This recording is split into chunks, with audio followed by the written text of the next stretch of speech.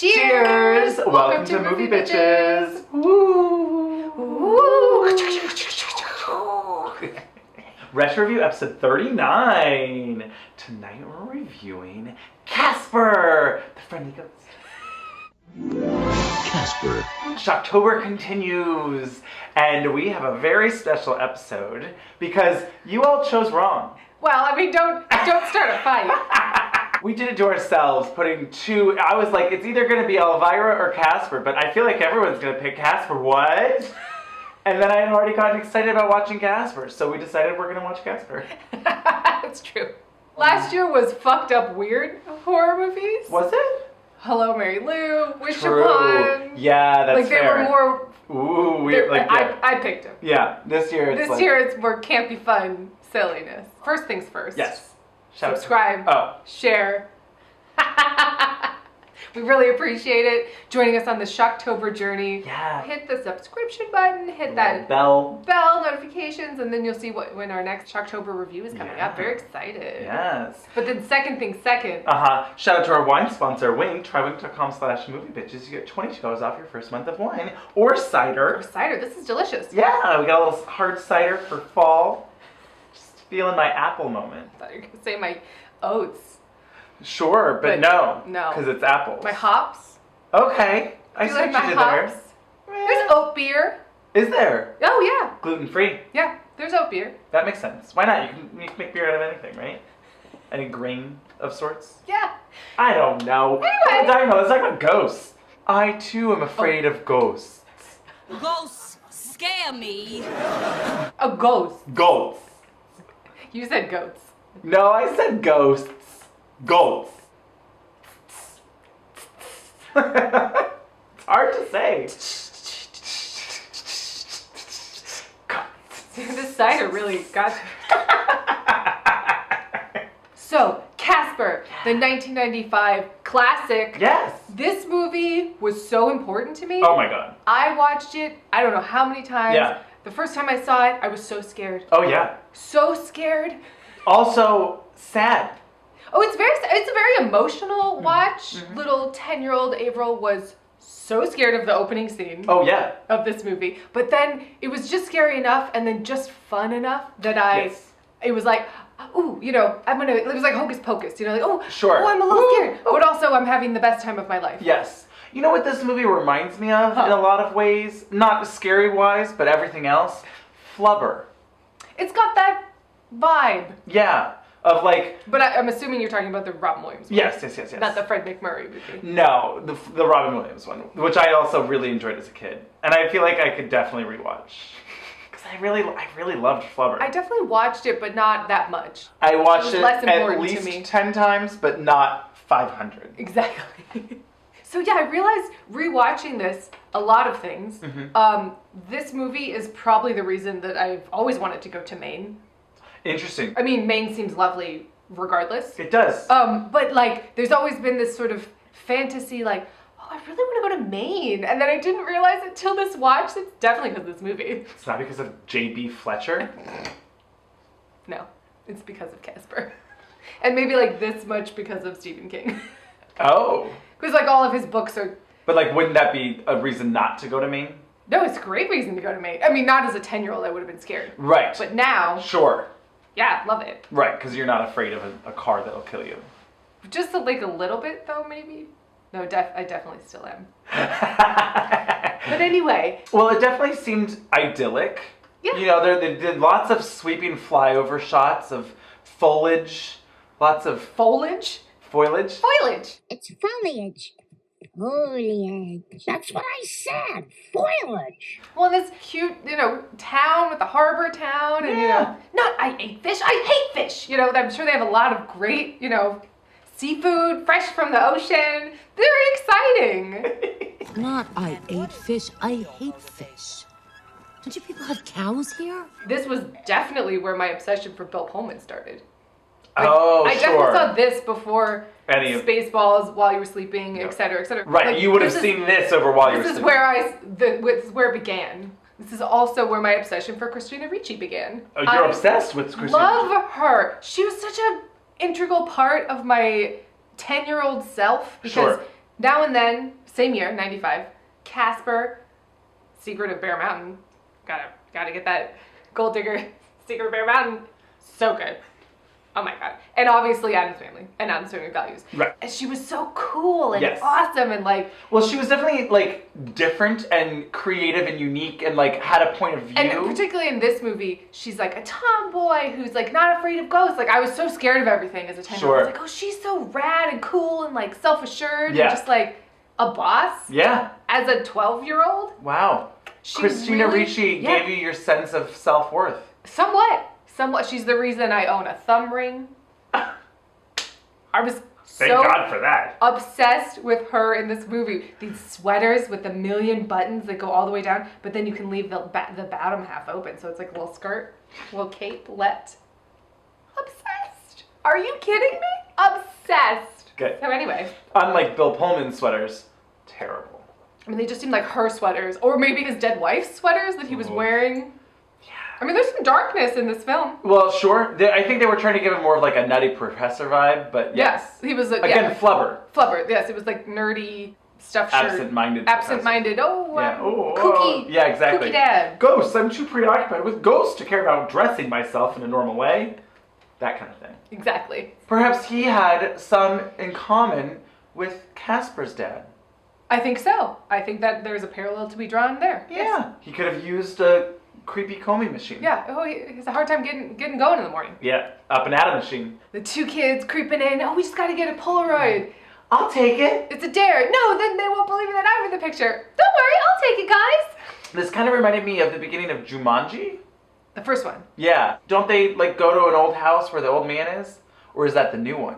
I don't know. I haven't seen the new one. Maybe it's the new one. Ah. But it captured that, like, I feel like this movie has a lot of real 90s kids movie vibes. Just like the school vibe was all very 90s. Like, you could replace any of the school scenes in this with the Hocus school Pocus. scenes in Hocus Pocus. Same. Or Halloween Town. Got it in. But like, you know, it was that same kind of thing where it was just like, ooh, I mean, this was about to sound really stupid. I was like, I want to be a kid in the 90s. I was. Yeah, it was charming. It was charming. That's what I was thinking of too, though. They show up to the house, and she's like, I found my room or whatever, and she's just like lying on her bed, and I was like, oh. She doesn't care about an outlet for her phone. She doesn't have She a doesn't phone. have a phone. No. There's no cell phone. Well, where's the Wi-Fi? Oh, No. Dad, there's no Wi-Fi. I can't get service out here in the boondocks of the Maine countryside. No, it's not a thing. It was kind of nice, I'll be honest. It was, ooh, remember the time when you just laid on your bed? Nothing to do. As an activity? Yep, that was an activity that you did.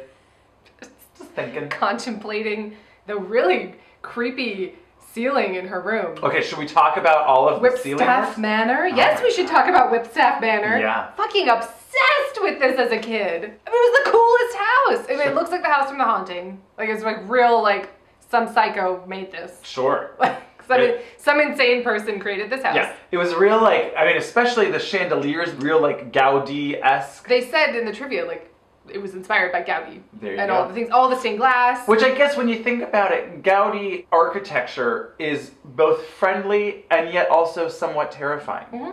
You know? It's like, oh, he's a friendly little charming ghost, but also it's a ghost. You know, it's like that kind of... It was perfect. So that makes sense. Yeah. Everything's a little skewed. Nothing has a straight line. Everything's rounded off. The windows are all round. There's the big yellow brick road, red brick road, you know, in the middle of the big open foyer. It's great. Yeah, it's cool. And I so appreciated that they made all this stuff. There were so many practical things that just like, I sound like a broken record, but they just wouldn't make them today. I know.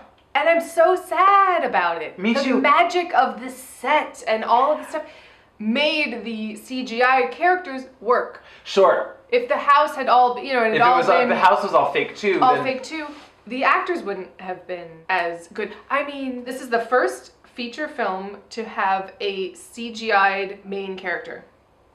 Wow. Period. Really? Yeah. Wow. Right? Huh. And also probably titular character. Right. Obviously. Interesting. Isn't that crazy? Yeah, that is. Talking about how it was the first CGI main character, I think the acting is fantastic. Yes. Apparently they were acting against tennis balls. Like, hey. Because she really gives an emotional performance. She's fucking great. Yeah. By the way. Yeah. Like, especially because she's called upon to have some real conversations. Some very deep and real conversations with this ghost. And then that's when you died of pneumonia? Like, you know? That's so sad. Like, oh my God, I'm really contemplating life and death and the meaning of it all. With this tennis ball! It was fabulous. Yeah. Yeah. So I just want to Very give them impressive. kudos, particularly because it was so early in CGI. There was no training for it or expectation for it or whatever you want to call it. Even when you look at Beauty and the Beast that came out 2 years ago, you know.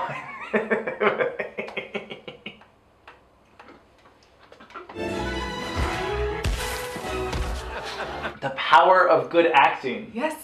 And I mean, it looked... I think it held up. They're friendly, cartoony ghosts. They look like that. Yes. You know? Yes. There's a few shots here and there you go, well, that doesn't look as good as it could or that it used to. Mostly the Death Becomes Her bit was the worst.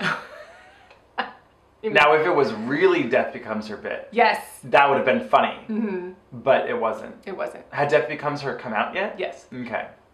But anyway, it was so let's roll back tape. Oh, well, if you haven't seen Casper. Oh my God. It's great. It's really cute. Yes, a certain amount of me loving it still is nostalgia, but I genuinely think it's like a good movie. It's a good movie. It's a very good kids movie. It's a very good kids movie, but it's also not stupid and annoying. There's a lot of references. There's so many adult references that I'm like, oh, that's where I learned about that. Oh, that's how I knew who Clint Eastwood was when I was 10. And this is also where, like, I learned who Ben Stein was and who Eric Idle was. Like, I think I learned of Ben Stein from the Visine commercials. Well, obviously the Visine commercials.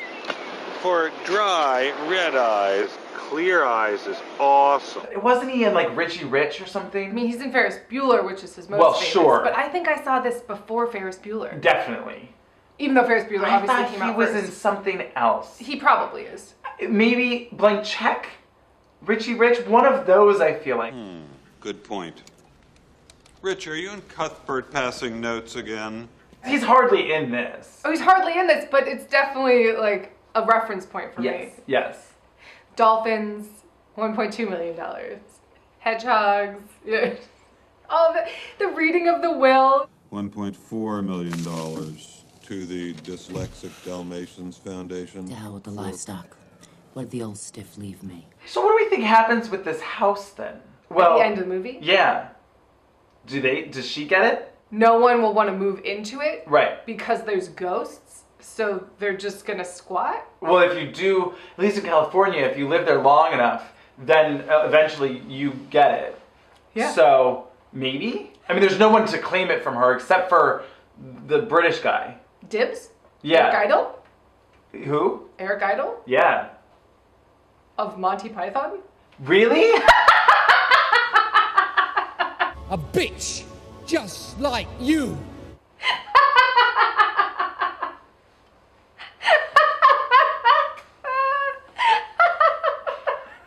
And what you burn apart from witches? More witches! Yep. Great. But he has no he's just her lawyer. Like, he has no... Her close personal assistant. I'm a close personal friend. And this is my daughter, Kat.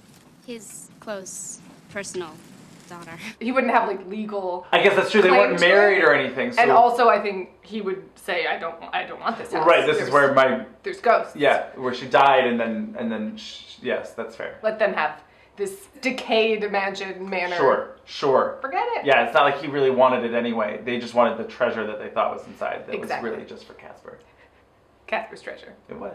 It was It's emotionally yes. treasure. Emotional treasure? Emotional. It was sentimental treasure. Exactly. Yeah. My treasure! A ball? That's your treasure? Are you kidding? It's autographed by Duke Snyder, the Brooklyn Dodgers. Although, I also was always waiting for it to be like, that baseball signed by so-and-so, his favorite, it is now worth $3 million. We can buy the house! Exactly. Yeah, I did. That's what happened. There you go. That's the post-credit scene. Sure. Didn't you know? And also, Kathy Moriarty. Oh my God. Who I fucking love her so much. This is also my introduction to her. Yes. Also Soap Dish. And But I'm a Cheerleader. But also most famously Raging Bull, I guess. Oh. She's like the girlfriend in it. I don't think I've ever seen Raging Bull. I don't think you'd like it. No? You could appreciate it Okay. for the cinema, for the Sure. acting, for the etc. But I wouldn't necessarily think, you know what movie Andrew's gonna love? Raging Bull. Right. It's never been like, oh, I really gotta watch that. I'm so intrigued. It was one of those famous movies Yes. that I hadn't seen, and it was hyped. Right. And I went and saw it in a big screening room and etc. It was like an anniversary. And it held up. Like, I was like, oh, I get it. This is very good. And, like, he deserved all the accolades for his acting. And, like, I get it. I'm impressed. Where other movies that are, like, so hypedly famous, and then you kind of go, I mean, yeah, it was good. Rosebud? Citizen Kane? Yes, Citizen Kane is what I'm talking about. I can appreciate it. It has a lot of validity. It's when you finally see it, you're like, I mean, that was good. Yeah. It's trying a little hard, but it's okay. Good. Anyway. Oh, also, she's from Another Stakeout, which was another movie that I watched 10,000 times. I just watched Another Stakeout for the first time recently. It's fucking great. It's great. It, first of all, holds up. Holds up. Secondly, Rosie O'Donnell. Yeah. She brought, like, the campy funness. There's a reason I watched Another Stakeout 50,000 times, and I've seen Stakeout once. It is one of the rare sequels that are better than the originals. Sometimes the first one is like real and a bummer. Sure. And then the second one is like, oh no, we're having the most fun. Yeah. Yeah, I think Five Goes West is on that list too. Sure. Her voice, particularly from this movie, because I watched it 10,000 times, is just so, like the way she says things is so... Well, she has that kind of gravelly, like... Yeah, her voice is so distinct. Yes. Just like the way that she would say words is really, I was watching it last night, like, oh, that was... Yeah. It's like stuck in there. Like an earworm. It is in there. Dibs! Dibs.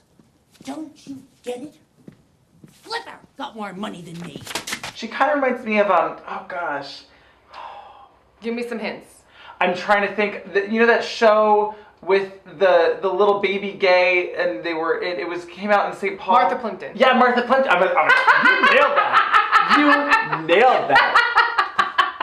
That's truly my like special skill. Like if we made myself a D&D character or something and be like, give her vague descriptions of people, mostly actors, and she'll just like fish it out of you. It was like a party trick I used to do in college with my college roommate. She'd be like, and there's like fishing and like whatever. I'd be like, Marky Mark! Wearing smashing underwear. Marky Mark, he's not.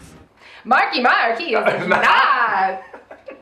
Another reference that I definitely did not get as a kid. No, but she kind of reminds me of Martha Plimpton, and also a little bit of Ashley Bartlett Bacon in While You Were Sleeping, because they have that same kind of like affectation. And they both have fabulous hair. Yes. I think that's the woman from Universal Soldier whose hair I was obsessed with. I was very much into her hair. And she's great. You should probably watch Universal Soldier. Okay. It's like a pretty rated RR action movie. Wow. But there's lots of buns. John Claude's buns. There's Love a whole lot of... I didn't know if you meant hair buns. No. Or bun buns. But yeah, I was talking about hair, so that, that's why that tracked. Yeah. Buns. Male buns. My buns, they don't feel nothing like steel. His are steel. Oh my god, yeah. There's some buns. Oh yeah. We should probably rewatch it. Yeah, I'm down. I mean, you've never seen it. I have. We should probably watch it. Yeah. Anyway. But yes, Captain Moriarty, she's great. They have the reading of the will. She gets nothing except for the manor. The whipstaff manor. And she's like, screw that, I don't want it. She throws it in the fire. But the dean's in there. Kerrigan! And that's where they see the heat-activated, hidden, writing that says, "Ooh, the treasure is under Whipstaff," or whatever. Whipstaff. Whipstaff. Whipstaff doth the treasure hold. There you go. So you nailed it. You've seen this movie a lot more, or you remember it a lot more than I do. I watched this movie a lot. Whipstaff doth a treasure hold. And when he burns his hands trying to get the will out, I think I need a doctor. They've got plenty of them in Maine. And then his like giant burned hand that he lights on fire. Dibs. Stupid. Really liked it. You know what a lot of this movie in terms of tone reminds me of too is the live action 101 Dalmatians. Yeah. Campy. Yep. Love it. I mean, fully on board to retro review that because I Loved that movie. Yep. Fun close. Oh. We get our first series of cameos. Yes. Father Guido Sarducci character, which it was so weird. I remember watching this as a kid and knowing that character, but having no idea why I knew that character. Sure. And it turns out we looked it up. He was on SNL. He was on The Tonight Show. He appeared in like hundreds of different TV shows as this character. So I must have just through sponging of my brain, like seen it somewhere. Yeah. Then you can handle this. It's no problem. It's like no problem whatsoever. Piece of cake, piece of crumb cake. Then we get mustachioed Dan Aykroyd. Who are you gonna call? Someone else. This was probably also my introduction to Ghostbusters. I mean, I guess that makes sense. Yeah. Wow. This movie did a lot of business. It did. Ping-ponging around in my brain. Sure. And this, and that, and this, and that. Oh my god. Oh, did you just reference Apocalypse Now? Yeah, you did, Yeah, movie. I did. I love the smell of fleshies in the morning. Right, so they all fail. Yes. Everyone's ready. She tries to knock it down. All the construction workers, get out of here! Run, Bobby, run! Big, sweaty, muscly men! You're sweaty mouth construction types, for Christ's sake! Kids, do something! And then this is probably the creepiest scene, I would say, of all of them. Although maybe it's not. Can I keep you? Oh, that's true. We'll get into it. Can I keep you? Casper sees this TV news hard copy. Oh my god, do you remember hard copy? No. You don't remember hard copy? Oh, this was fun too. This was such a meta, like... You're right. But anyway, so he sees this, and Bill Pullman talking about unfinished business and letting them, he helps them ghosts move on. And a psychiatrist for ghosts? Are you depressed? Are you anxious? Are you lonely? Do you need someone to talk to? No problem, if you're a ghost.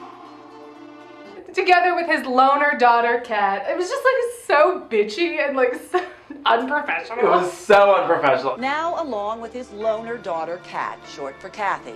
You believe in ghosts? Have you ever seen one? Did your father ever hurt you in any way? It's my father. Well, that was what made me laugh. Like, his loner daughter, Kat. And then they go up and stalk her at school, and she's just like, just leave me alone. Leave me alone. It's the first day of school. I'm already embarrassed. Right. And then Casper ghosts through the phone line. Yeah. And then he controls the TV, and then he makes it move. It's on that little cart. Yeah. And it keeps just Following stalking her around. until finally she sees, oh, that's it. This week they're in Santa Fe, but next week, who knows? Who knows? This week they're in Santa Fe, but next week, who knows? We had to rewind it and then laughed a really good long time about that one. Because she didn't do like, boo knows. She was just like, and next week, boo knows. But next week, who knows? Really got me. Yeah. Well, this is fun. She doesn't believe in ghosts. She's made it many times. Yes. And then, of course, she gets to see Casper first. Well, first he gets to be her pillow. And then he keeps following her around, throws the box on top of him, etc., etc. Oh, right. He didn't really care about the unfinished business part. He was just in love with her. He was horny for Kat. I mean, he was. He was like... He's a 12-year-old boy, Avaryl, so like... He was into her. He had a crush. Let's not say horny for it. Okay. Can I keep you? Can I keep you? I'll sleep at the foot of your bed like a dog. Like a dog. Weird. He was into it. Sure. At least they didn't, there was no peeping Tom situation, right? No. Because, he can go through walls and shit, but, he never No, they went don't even to the shower. There was nothing. They don't, bring it up. No. There's no, maybe he did and she doesn't, there was nothing. No. It was all very PG. Yes. Thank you. Oh, no, Bill Pullman's scream when he first sees Casper. Pleasure to meet you, sir. I want to get into the backstory of these uncles. Oh, why are they there? I don't know. So, this was Casper's house in the turn of the century, 1900s? It seemed like early 1900s. Right? We don't know exactly when the dad died. There was no real mention of the uncles living there prior to... Or haunting it prior. I don't know, but they had their beds with their names. Remember? Stretch, Fatso, and Stinky. Wonder where Doc and Dopey sleep. Were those their beds as humans?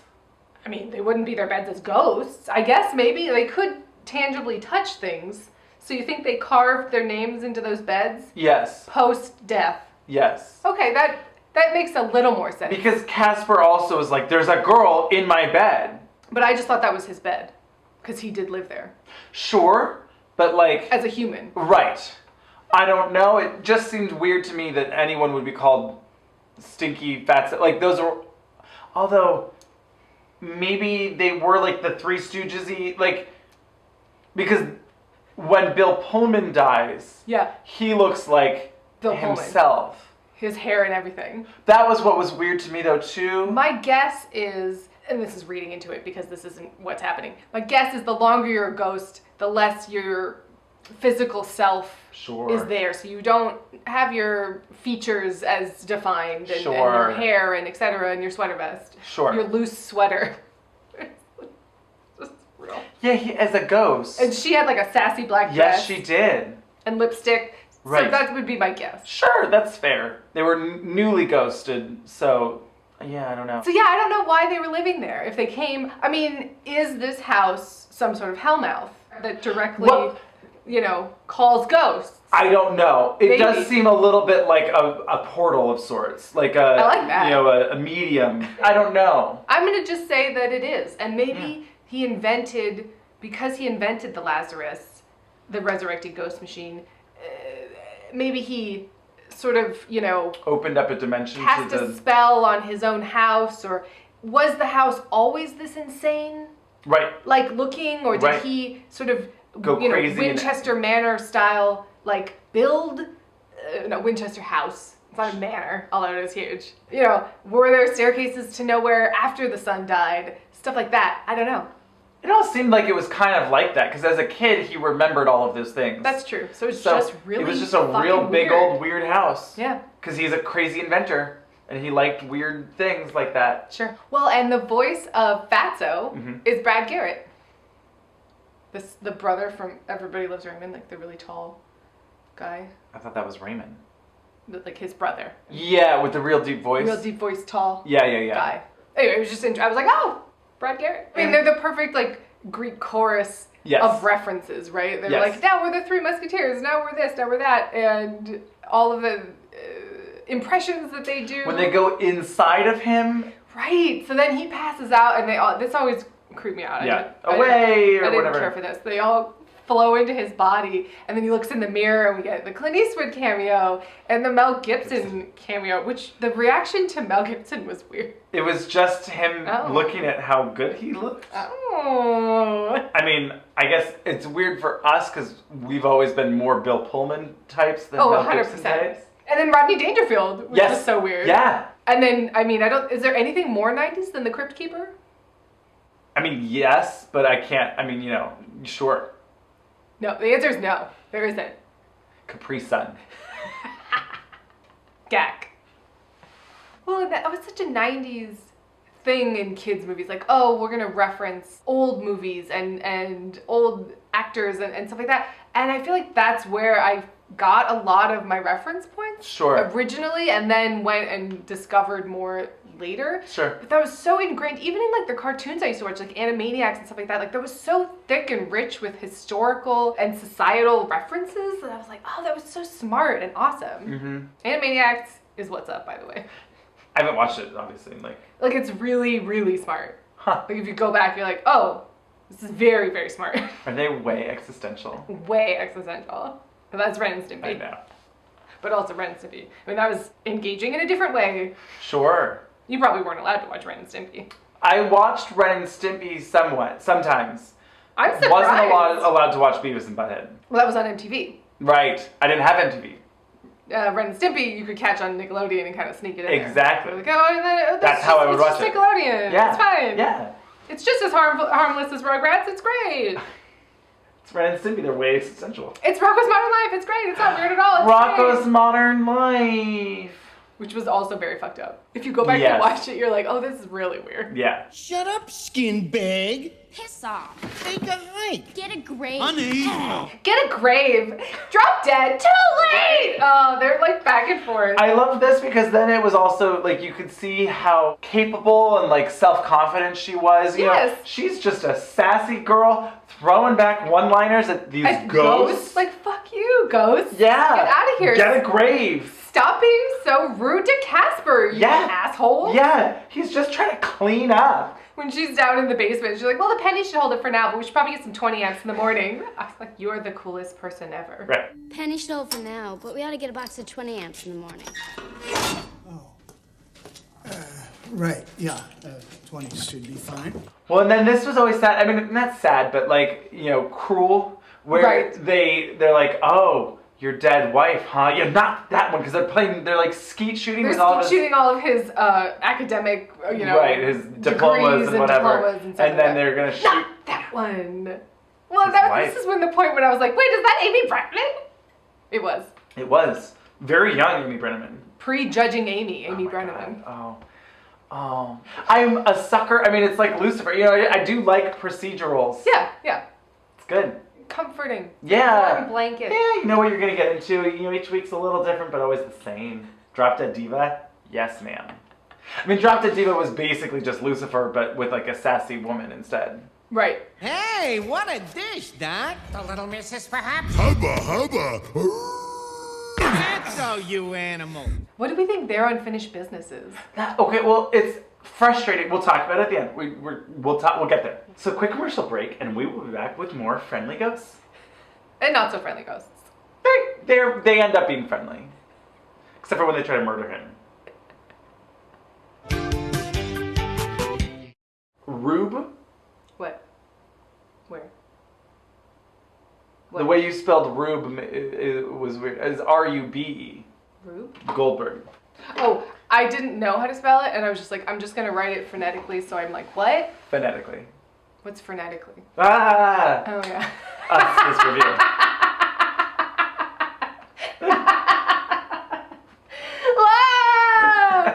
I like that everything happens very quickly in this movie. It's a tight hour and 40 minutes, you know, and so she has her first day of school. Oh, can we have the Halloween dance at your creepy mansion? Okay, I guess. There's no party planning. There's no like PTA mom that comes over and gets like vomited on. Like that could be such a thing. Like, well, but then there wouldn't be able to have... I brought a casserole, you know, or whatever. It seemed like there was this extreme lack of parental involvement in a school function. That everyone was going to a condemned house. Yeah. That is known to be haunted.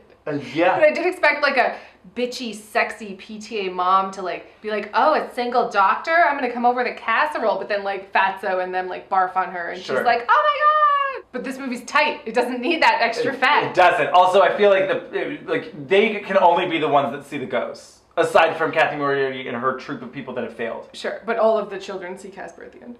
Well, right, and then they all run away. Right. And then the movie's over. Right. Because they're like, fuck them, we don't need them, we got each other. But Dan Aykroyd sees the ghosts. But they're the failed people that like... They run away. They're not part of the, you know, they were brought in. Sure. From afar. Sure. From other movies. That, you know. From the catalog of Universal Films. Can we unpack this? So, Casper, big old crush on Kat. This was so... weird. Yeah. He just whispered, Casper, it's cold. The way she said cold really stuck with me. I don't know what it was. Casper, close the window. It's cold.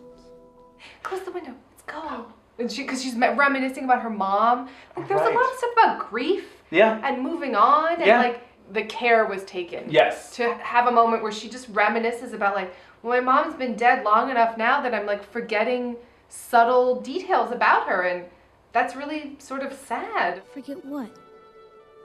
My mom? Just certain things. I feel like kids' movies these days don't really touch on real topics.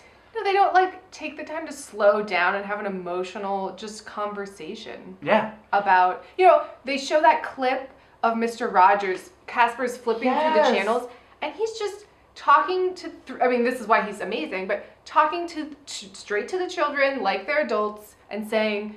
Almost everybody feels like that once in a while. But most of the time, I hope you can be glad to be yourself.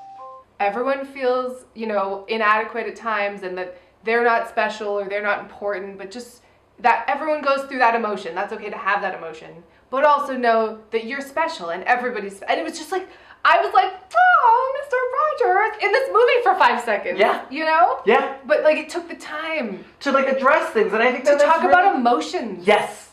I think it's really helpful for kids. Like you gotta talk about it. And this movie does in enough ways, you know, for a movie about a friendly ghost. When he drags her to the lighthouse. Oh yes. Oh, it's terrifying. Terrifying though, you guys. Like terrifying. Right. When they just had this like melancholy conversation on the top of the lighthouse, she's like, oh, this is so beautiful. But you always come out here alone? You don't remember anything from your life? No. Is that bad? No. It's just kind of sad. He's remembering that he has forgotten his entire life and his parents and everything. Yeah.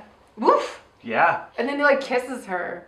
And then that's where she goes, oh, it's cold. Yeah. Casper, it's cold. Cold. The way she said it just really stuck It is with that. me. It's cold. Ooh. It's a very like old-timey, like mid-Atlantic. Yeah. Close the window. It's cold. Because the next, she discovers his room. Right. Right, and she has this whole thing of like, she brings it back and all the toys that he has. Miraculously cleaned. But she swept and cleaned it. Great job. Great job.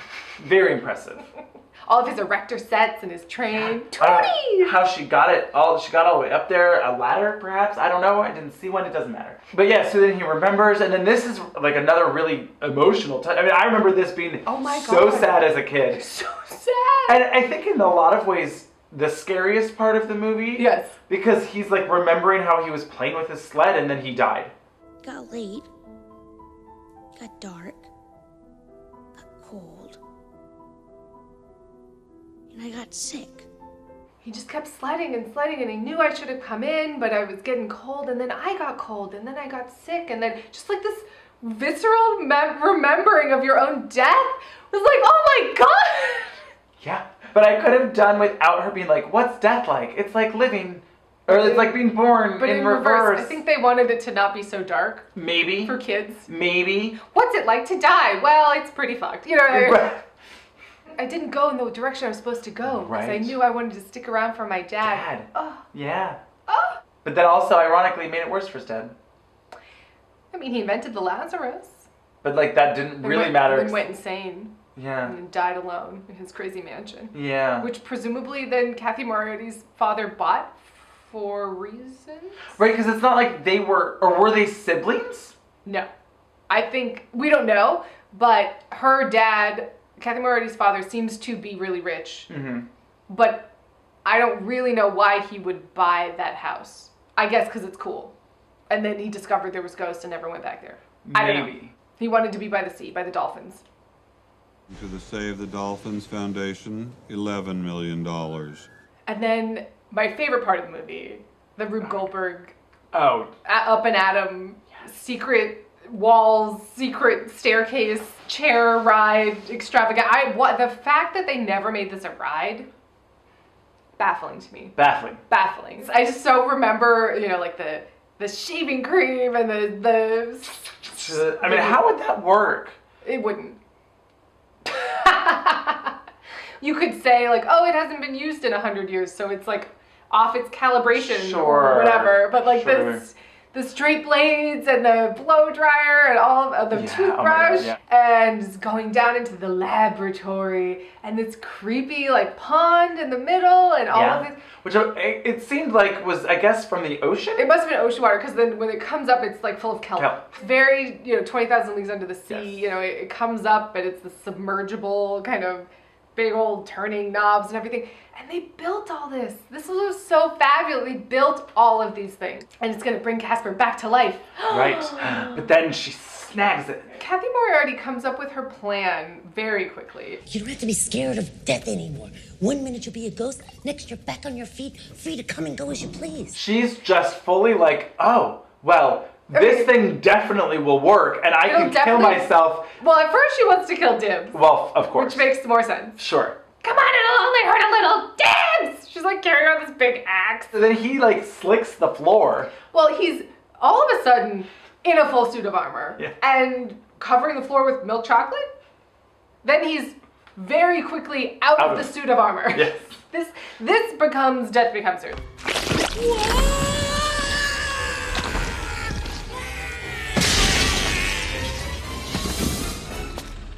And she's driving through the forest, I guess. On her second Range Rover. Oh, yeah.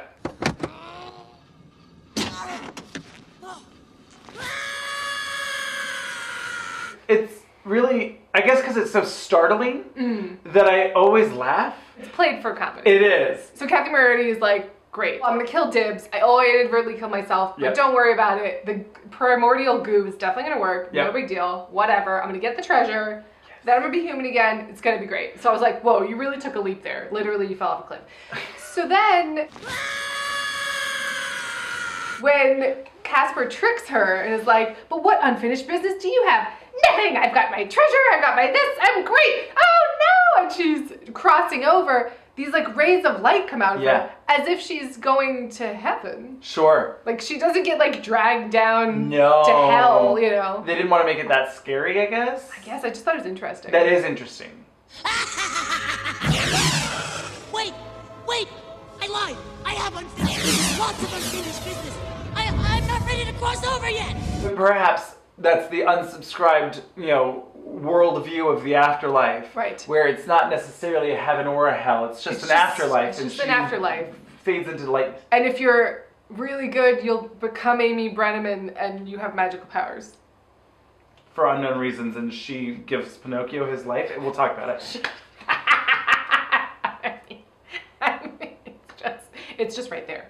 Oh wait, we have to go back. We have to talk about Dibbs' dream house. He finally decides to stand up to her and say, basically, fuck you. And this whole story about, and I'm gonna be rich in a huge house. With lovely purple wallpaper and great big green carpets. And a dog named Kerrigan, a bitch, just like you. So good. But what's going on? He wants to live in Elvira's house. Yes. I don't know. Yeah, so then meanwhile, Bill Pullman has been drunkenly singing karaoke to just the three ghosts because they scared the whole bar away. Well, yeah, the uncles feel so bad about tricking him that his wife was going to come talk to him that they go out and get him drunk at the karaoke bar. And then, this was like a cartoon really, but, he walks out of this bar directly into an open trench. What bar has an open trench in front of the doors? There was construction signs that said danger, beware, open trench. Like a cartoon. But again, what bar would have this bar an open trench in front of their doors? Doesn't matter. Because he needed to die. He needed to die unexpectedly so that then he could show up and be a mess. And this is also scary. So sad. Upsetting. He doesn't remember her. Well, oh my God, we didn't talk about Christina Ricci wearing Casper's dead mom's wedding dress. No, we haven't talked about that. Presumably, she's wearing her fabulous million-button sweater, heavy jeans and boots under it the whole time. But there is a certain point where it fits better and you can tell that she's changed. But yes, they're down there. They're gonna finally corporealize Casper. Yes. Put him in the Lazarus machine. When he turns into a fried egg, that was pretty silly. Very stupid. Sunny side up kind of makes me yak. Oh my God. Sunny side up kind of makes me yak. His little hand turns into a spatula. Yeah. But then he also doesn't really scramble it that well, but it's fine. No, it looked gross. You kind of have to scramble the eggs before you start cooking them. Come on, Casper. Then Bill Pullman shows up, as... Just in the nick of time, because could you imagine? I mean, can you imagine? Sweater wearing, glasses. Bill Pullman hair. Don't you remember? Dad? Don't you remember? Well, I did think this was interesting. There's so much talk of Casper not having a pinky, right? Because cartoons only have 3 fingers to save time. Oh. You know about that, right? No. So they only draw 3 fingers because it saves exponentially this amount of time because you don't have to draw the 4th one and there you go. So there's a lot of talk of that. And it's interesting that their secret handshake is a pinky swear, which he couldn't do as a ghost because he only has 3 fingers. Couldn't he just pinky? Well, sure, but symbolically. Isn't that just his pinky? Andrew, it's symbolic. He doesn't have a pinky. Why couldn't the other one just be the pinky? Isn't the pinky just the Well, then which one's the ring finger? He doesn't have a ring finger. He can't get married. Andrew, what are you talking about? Ghosts can get married just as much as anybody else. What are we talking about right now? I'm just saying it was symbolic that he couldn't pinky swear because he was a ghost. Was it? There was so much talk of him not having a pinky. He goes, God, I'd kill for a pinky. Oh, does he say that? He does. Sup, give me 4. God, I'd kill for a pinky. But anyway, so then Casper very graciously falls on the sword for her. Yeah. He gives, you need a dad. It all happens very quickly. It's really all very does. like, oh, and Kerrigan's plan is formed very quickly. Very quickly. And She then murders herself. Resolves very quickly. And then, oh, it's also the night of the dance. Very quick. It was like he dies, Bill Pullman dies, and comes out. It's all very wrapped up real quick and nice and tight. Yes. So she's up there, the party's going on, we gotta get up to the party, whatever. And that's when Amy Brenneman comes down from the heavens above, and she talks to Bill Pullman. She gives weird, specific things about how she's been watching everything that they do. Seems really creepy to me. French fries are not a breakfast food. And don't ask her to wear a t-shirt under her bathing suit. She's watching over them. She's a ghost. Right, but Angel. you're like, you know, there's always that thing of like, oh, they're watching over us. Everything that we do. Just saying. Just saying. You know what the dead do most of their time? Watch the living, especially in the shower. When she talks to Casper, you did a very nice thing for Kat tonight. So, you know, give just you my like way. Cinderella, Oh, yeah. we're gonna, you know. Cinderella had till midnight. Cinderella was a 12-year-old boy.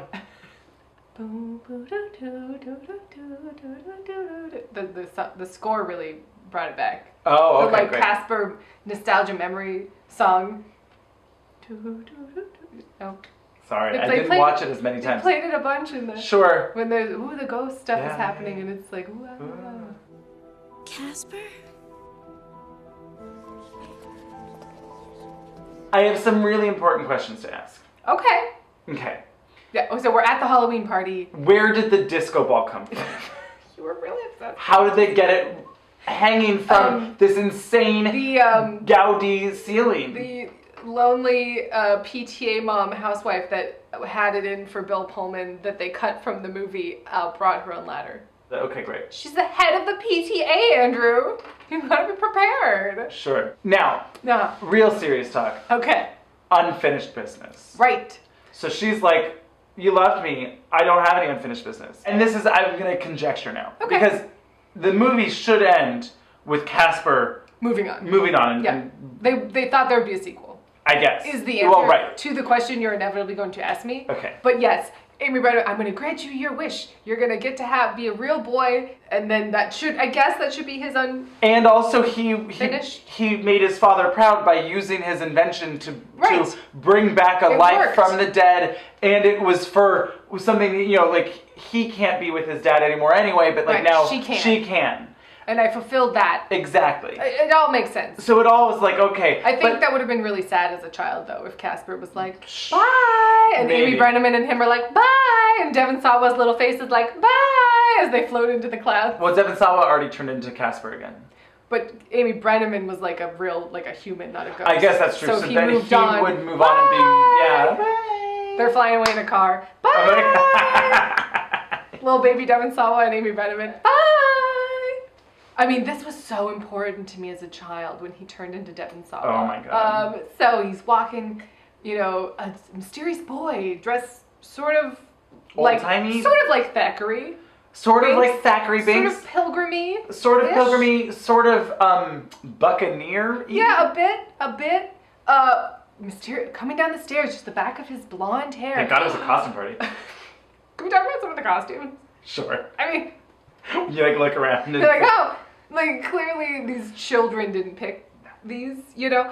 There was one person that was dressed like sort of a barbershop quartet stripy person, or like, it's the 20s and I'm going to the beach. And then I swear there was a kid dressed like Rodney Dangerfield. Like he had like the loosened tie, and like since he had cameoed earlier, like I was like, wow, I was just waiting for like the insert of it. I can't get no respect, you know. I was like really waiting for it.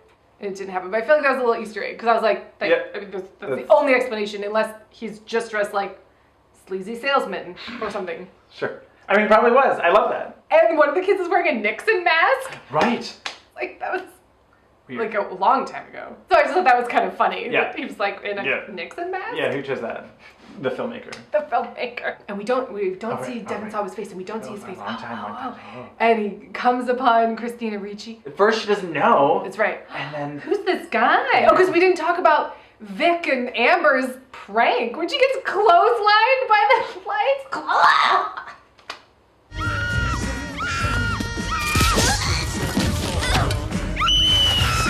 So I was like, yeah, fuck you, Amber. And he drags her out.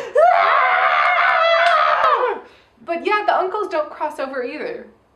Well, okay, They just find a friend in the dock. Here's all I can think of. From what we can tell, the way that it works in this cinematic universe, Kathy Moriarty dies.